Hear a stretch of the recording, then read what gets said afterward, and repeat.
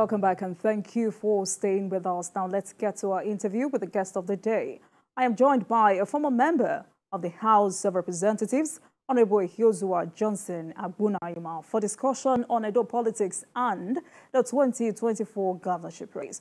Honorable Agbonayinma is a Federal Commissioner at the Code of Conduct Bureau, CCB. Thank you so much for joining us, Honorable. Thank you. Thank you very much, Jimokel. Good evening to all Nigerians out there, and especially my good people of Edo State. Thank you for having me. It's a pleasure. Now let's begin this conversation with a race to 2024. The tenure of Governor of Edo State will end on the 11th of November 2024. How will you describe the politics of succession in the state? Well, thank you very much. As you can see what is happening across Edo State today, we have a lot of people that are saying that there must be a total change because if you look at what is happening in Edo State, it's a state of quagmire where people are now saying that enough is enough. I think politics is about the people. They say democracy is for the people, but the people are not the people. And we have not seen that. As for me, coming to, join the race to, decide to aspire to contest for the office of the governorship of Edo State, it was as a result of a lot of appeal and my own determination that we can no longer wait on the side complaining. We have to join others because a leader, of course, must be one that have to go outside the box to think about the people, how to change the narrative and bringing dividends of democracy to the yearning of the people of Edo State. Edo State deserves to get the best because, as you can see today, Edo State, the sons and daughters home and abroad, our people were just too intelligent, well-schooled and exposed, highly exposed, and they deserve to get better governance. And I believe the government of Edo State as of today, by the grace of God, come 2024, will be a government that will be governed by APC, by the grace of God, by myself, Honorable Johnson Agbonayinma, with the support of the people and my great party members, party leaders, from the national to the state, to the local government, down to the world, and the party, executive, all of the above. And even those that does not belong to any political party, because those are the ones that will decide the fate when it comes to the general poll. I'm praying and wishing the best that at the end of the day, justice will prevail and God Almighty will decide and place me by giving me the ticket of APC, because we have to do something different. What is happening in Edo State today, we cannot continue to live like this because this is not what Edo State wants. Edo State people are, wonderful people, great people, and they deserve to get the best governance. And we are not getting it as of today. And that is why I have thrown in and decided to contest for this office. And with the help of God Almighty, it shall come to pass. And I believe it.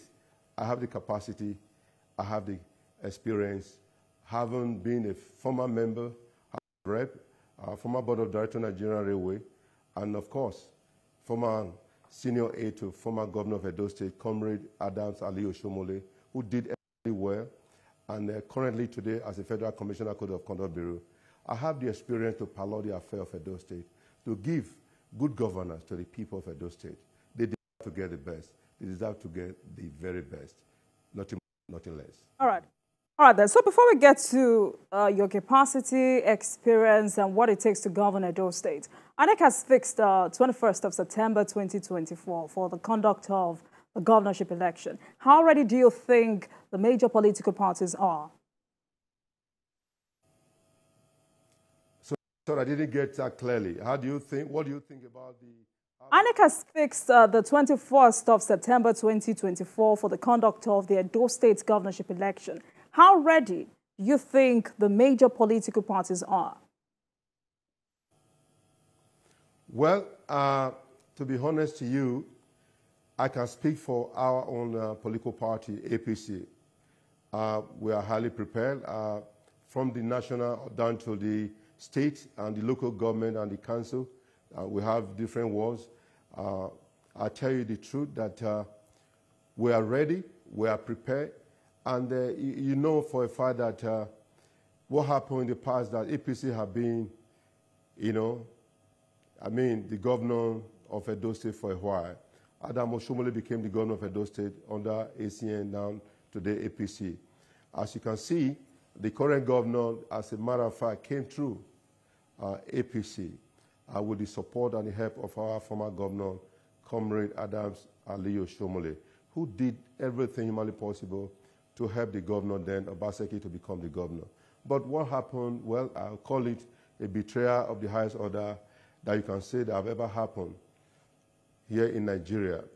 That those that have given you a helping hand, that have lifted you up, that have given you a ladder to climb, at the end of the day, decided to throw away the ladder and say they are no longer important. But that was what happened when, fortunately, the governor decided to move to PDP. And at the end of the day, even those who gave the governor all the support that he got, at the end of the day, they were also betrayed. So I don't want to dwell on that. I want to talk about what APC is ready to do whatever it takes by going out to talk to the electorate, to the good people of Edo State, home and abroad, that there's a need that we must change what is happening today. Because APC have done well in the past, and APC will do well again if given the opportunity. And the burden of proof now lie on the city governor, because he has failed in all ramifications. He has failed the people. I don't need to say much about his style of governance. It's about, just a winner takes all, where you say that democracy for the people, by the people, and of the people. Today, we are seeing democracy for the one person, by one person, and of one individual. And we have to stop this. And I can assure you that APC is highly ready. And our state chapter of APC, I haven't seen what they have done in the past. I haven't seen what APC have done that is on ground, not speculation, that we can attest to. We, Edo indigene, we know what is happening in Edo State as of today. And behold, I think APC is ready to take the mantle, to take the bull by the horn, and become again the sitting, having the city governor in Edo State. Yes, APC is highly ready, and we'll definitely get there by the grace of God. Right. So how will you describe the chances of the APC to retake power from the PDP in the states? How do you what? Did you get my question? How will you describe the chances of the APC to retake power from the PDP in the states? Well, of course, even a blind man can see. Look at what is happening in Edo State today. In terms of you're talking about agricultural system, the sector, looking at the insecurity in Edo State, looking at when you look at the economy of Edo State, in all ramification, there's nothing to write home about. I say this without fear of favor, that Edo State is in the state of quagmire, because the good people of Edo State are not getting the dividends of governance. You're talking about infrastructural development, you're talking about roads. These are the things that the former governor of Edo State did. Where you construct road, the road that constructed by APC today can stand the test of time, are still motorable. Where those that have been in government for almost 7 years, road constructed under 6 months, are all washed away by erosion. And when it rains in Edo State, everybody is at standstill. Nothing is working. And we must do something about this. Looking at how can a state, when you're talking about Edo State House of Assembly, be governed by 10 members, this is an aberration. It has never happened in the history of Edo State. Edo State is now being used as a reference point where you can have Edo House of Assembly that will govern by 10 members when the Constitution prescribed that only 24 members must be. And at the end of the day, 10 members decided to decide the fate of a plurality of Edo State people. But I want to say this. Yes, APC, we come and put everything in a better perspective so that we can have good governance. Because When you look at the roads, there's nothing to write home about. You know, in every sector you think about, it is a state of comatose. We can't continue to live like this. We cannot continue to live like this. And I'm happy our people are more schooled, more educated, more knowledgeable, and they have seen that this governor is only here to deceive us. Governor that is talking about MOU for how many years now? We are talking about MOU, no infrastructure, no industry, no factory, no good employment. The youth abandoned. The women who came out, the youth who came out to endorse, to support the governor, have been abandoned. We can't continue to live like this. You know, come on now. We all know the truth. We all know the truth that Governor Obaseki, I'm not supposed to be here to castigate the governor, because based on the question you ask, we are ready to tell the governor, you did your best, but your best is not worthy for the good people of Edo State to stand and say, yes, the governor have a pass mark. It's a total failure, and at the end of the day, we are the one that have to suffer the consequences. All right. And we cannot continue to allow our people to suffer this way. All right, so we'll get back to politics and your ambition, but let's quickly take some issues out of the way. As a person from an oil-bearing state, what do you think we should do to address oil theft in Nigeria? That is another issue that over the years I have discussed while I was in National Assembly during the 8th session, thinking about the undeclared crude oil, the oil theft in this country. And I'm praying that our president, our current president, will do the needful. And he started well. By the grace of God, he will finish well. You know, as you can see that I've said this over and over again, that Nigeria is not broke. Nigeria is highly, endowed with everything humanly possible by God, from God. God has given this country so much. Is it natural resources? Is it mineral resources? Is it human capacity? We have been our own worst enemy. I say this because I am pained to see that our country, that's supposed to be among the leading nations, we are still struggling as a result of the oil theft that have eaten us deeply. It's a total, corruption that has eaten us deeply. That's a cancer. Over, I say this, over 391 million barrels went to the United States alone, undeclared for, to the tune of over $18 billion, to the detriment of all Nigerians. And those that are there, that the cabal, that have derailed the wheel of progress on moving this country forward, are still around the corridor. They are everywhere. But when you fight corruption, guess what? Corruption fights back at you. But I want every Nigerian to think about this, that they must do everything humanly possible to join Mr. President, to support, because we are all part of the government. Government is about all of us go together. So you voted for Mr. President, so you are part of the government. Whether you voted or you did not vote, you never voted for him, you are part of the government of Nigeria. So we must join hands together, collectively. Ask not what your country can do for you, but what you can, individually, collectively, can do for your country, for your state, and for your local government. So I think the corruption, yes. All right. Please go ahead. Yeah, the corruption is a total, I would say, embarrassment to our dear nation that has eaten us deeply over the years. So this corruption can be fought with all of us together. There are 3 tenets of political doctrine: loyalty, participation, and commitment to your dear nation. If we take that out of our life, then we have failed in all ramifications. We can do much better than this. Yes, corruption is our major problem in every sector in this country, not just only crude oil or oil theft, but oil theft that has been going on in this country. I think enough is enough. Come on. What shall it profit a man to gain the whole world?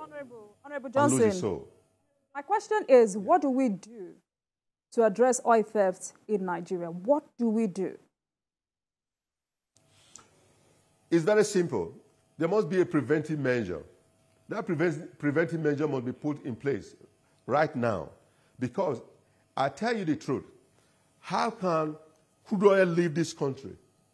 I'll tell you, do you know that the meter, the metric that they use to meter even this, crude oil that's been taken away, calibrated, owned, operated by IOC, international oil companies. Why should that happen in our dear nation? Why? So these are the preventive measures that at the point of loading, they used to have NNPC, police, Navy, you have DPRO, and NPA.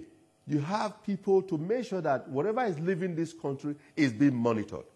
But when the meter, the metric, is decalibrated, operated, owned by the multinational company, the IOC, what do you expect? So all these things must be changed, must be reversed. Until we do all this, we'll be our own worst enemy. So we must support the government of the day. Mr. President cannot do everything alone, cannot fight the corruption alone. We, all of us, seeing a crime, be committed, and refusing to report the scene of that crime to the nearest law enforcement agency, you are as guilty as the man or woman who committed that crime. It's a collective effort. It's about inclusiveness. It's about coming together. If Nigeria becomes among the leading nations, all of us will celebrate. So all of us have a role to play. Mr. President cannot solve the problem alone. I'm talking about journalists doing investigative journalism. Investigative journalism can also have a way of combating the menace of corruption. When one is found one thing, it should be prosecuted. But let me say this. At the time, we have about this adulterated fuel that came into Nigeria. But today, no one has been found one thing. No repercussion, no reprisal, no consequences. And people have, they lost their businesses, they lost their vehicles, diesel generator damage as a result of this unadulterated fuel that came into Nigeria. When one has committed, an aberration, things that have damaged, lives, businesses, and no one is accountable, no one is held responsible. No, that is faulty. Something should be done about it. Right. That is what I can say on that issue. So before we get back to politics, what's your view about undeclared crude oil and LNG to global destinations worth over $17 billion? Well, I moved a motion when I was in the House, and that motion was highly supported by the former Speaker and former Majority Leader, Dogara, and our Right Honorable, who became the Speaker, Femi Gbajabiamila, who is now the Chief of Staff. They all supported me, but I'll tell you the truth. When you fight corruption, I keep on saying this, you get what? I received many threats that, look, you are not the only one that should be talking about this, but somebody has to speak about it. All I'm saying is this. Our money is in foreign banks. Those undeclared crude oil that left this country, the money that, the crude oil that is sold outside this country is in a foreign account, foreign banks. The money are there. At the time, I appear in other, television stations where I brought documents to show, to substantiate what I'm talking about. Not just talking, where some of our money are.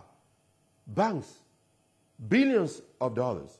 We are not talking about naira. I'm talking about billions of dollars, stuck in a foreign bank. So I just want something to be done about it. I've been speaking about this over the years. Last session, they invited me to National Assembly to throw more light, to give them some succumb. And again, even this 10th session, they have invited me. Well, by the grace of God, I will give them all the support that I can. But we have to continue to do something about it. And I want to appeal to Mr. President. I know you have a lot on your hands. I want you to look at this. This is very serious.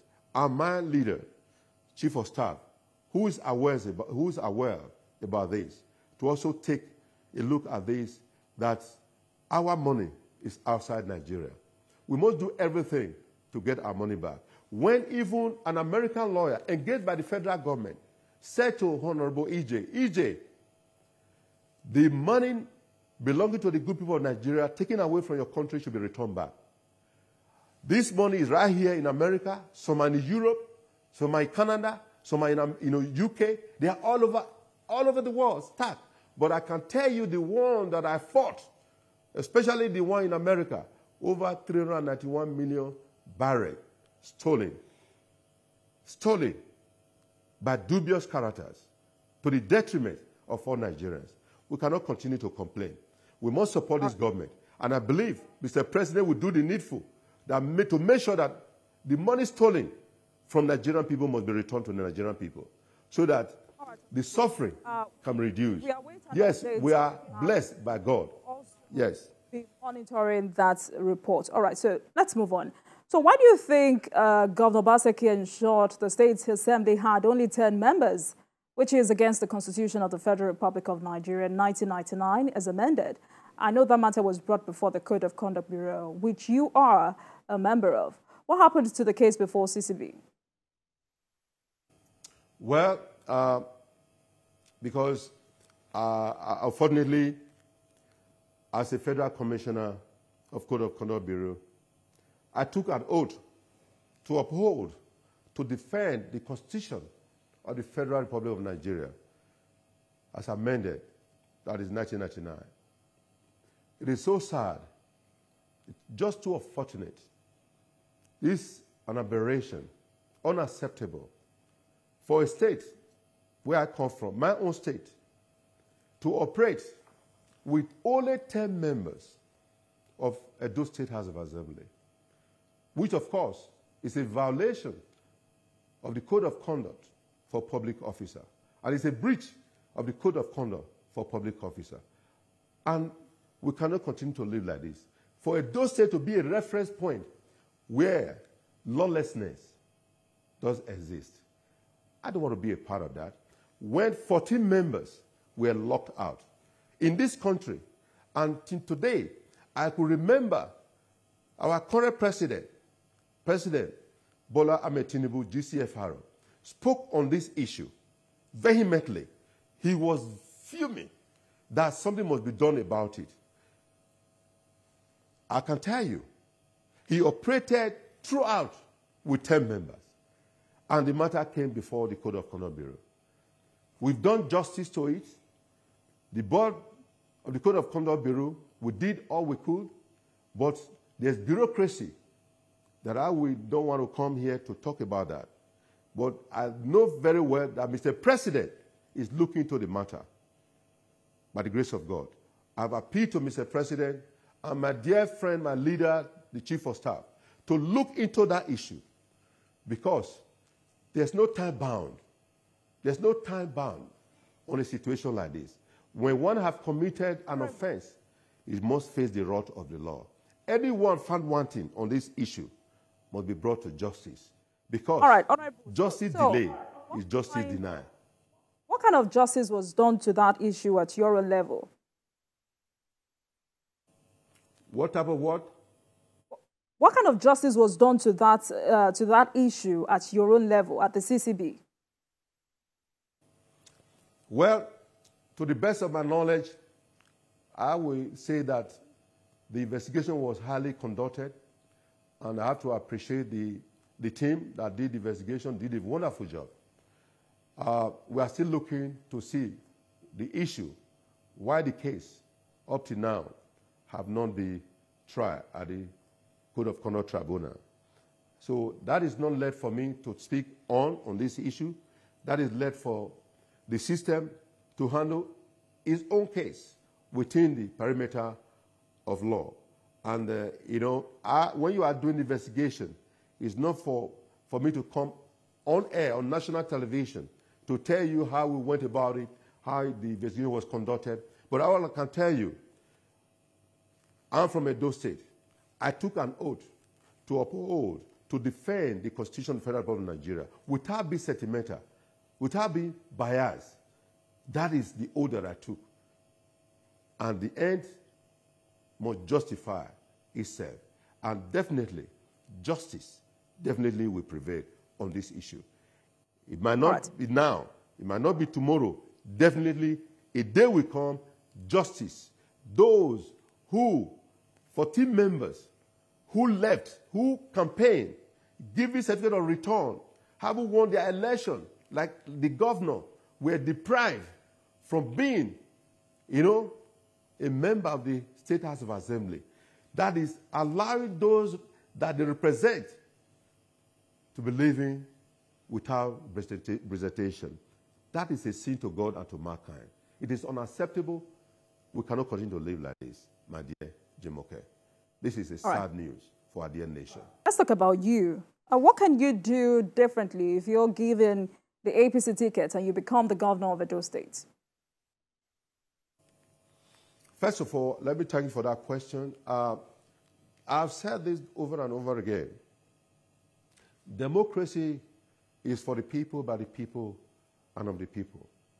An average Edo man is highly intelligent. An average Edo man, highly exposed, schooled and skilled. Home and abroad, our sons and daughters from Edo State would deserve to get the best. When you come to Edo State today, when it rains, everywhere is a standstill. Nobody moves. I could remember our late father of blessed memory, Dr. Eso Bemudia, that have gone to meet the Lord, said to me, my son, by the grace of God, you will be the governor of this state. And let me tell you something. In Benin City alone, there's a drainage, underground drainage, that have been abandoned. That if you have to go about to do something about the erosion control in Benin especially, there's no need for us to have any problem with erosion in Benin. As of today in GRA, when it rains, the GRA that we used to see as a golden area for the famous, for the rich, for where good things happen, today has been swept.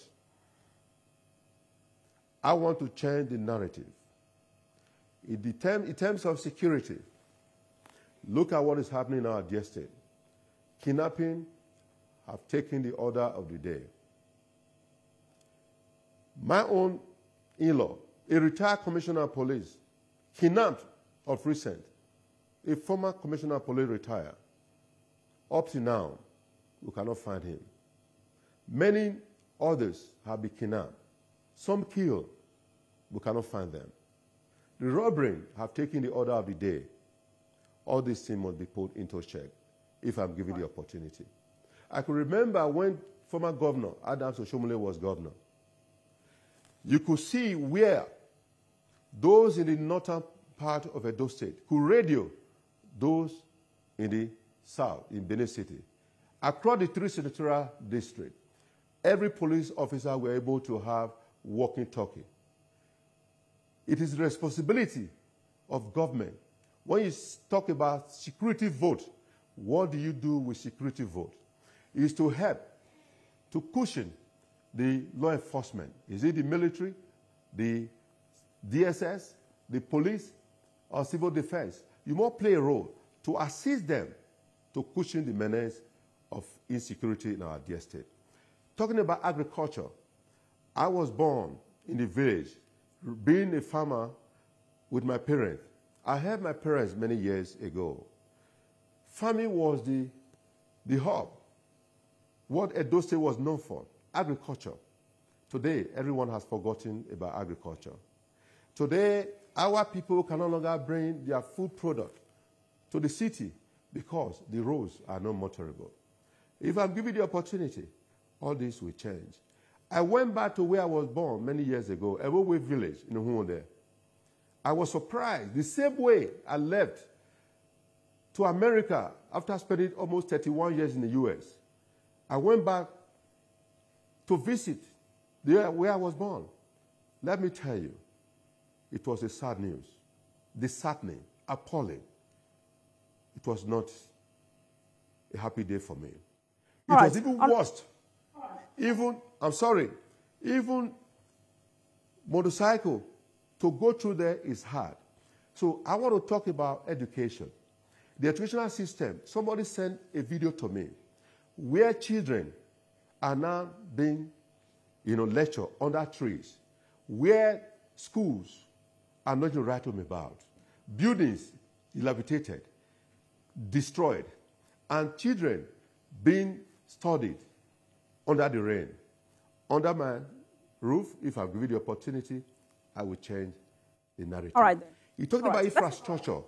There are no roads anywhere in Edo State. It's not about talking about MOU. Talking about Gele Seaport. Talking about creating employment, job creation for the youth, especially the women empowerment. When I was House of Rep, I gave my people the opportunity every 3 months, quarterly.